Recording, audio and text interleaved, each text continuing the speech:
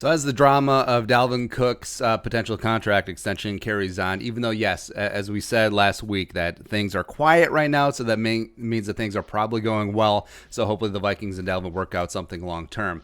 That's reasonable, right? But we talked about that. The new CBA has really taken the teeth out of potentially holding out for players looking for a new deal, right? So if they don't show up for training camp or if they miss more than 5 days of camp, they lose a year accrued towards free agency, which would make Dalvin Cook a restricted free agent for the Vikings 2021.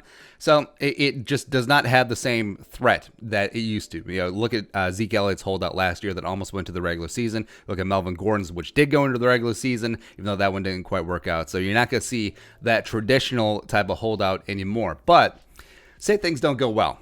The Vikings and Dalvin just can't come together. The 8 million, the 16 million, they can't find some middle ground. And Dalvin, even though he said, as his agent pointed out, that he would hold out, say that he shows up. He does have one option left, and that would be sitting out the regular season. And I've looked quite a bit. There doesn't seem to be any new language about holding out in the regular season, mainly because traditional holdouts have been sit out OTA, sit out training camp, and then preseason, then into the regular season. But say Dalvin shows up, training camp, absent a new deal, goes through the motions, practices, all that stuff, probably doesn't play in preseason if there is preseason, because he generally doesn't play in preseason to begin with, coach's decision. And then Dalvin's like, all right, I checked all my boxes here. I'm not going to get fined. I'm not going to lose a year of accrued service towards free agency. So now, as the regular season is approaching and the Vikings get set to host the greasy, grimy Green Bay Packers Week 1 historic U.S. Bank Stadium, deuces, what are you going to do? Right.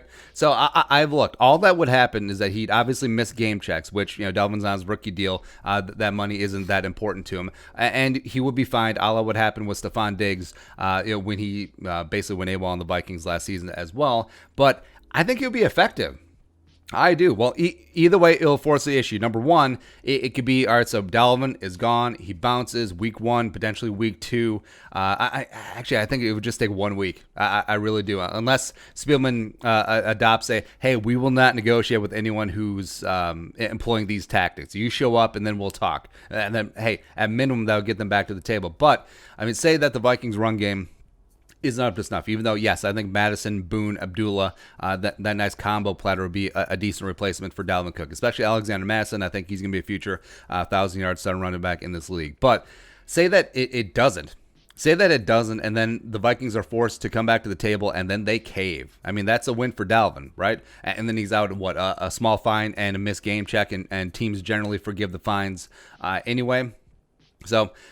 And then on the other hand, say that Dalvin is perfectly fine being replaced. So Alexander Madison shows up, he has a 200-yard game. Mike Boone is doing the damn thing. Same thing with Amir Abdullah, and the Vikings are like, you know what? All right. So then it extends to week 2, and Madison does the same thing again week 2, and then all of a sudden it's like, oh, Dalvin, we like you.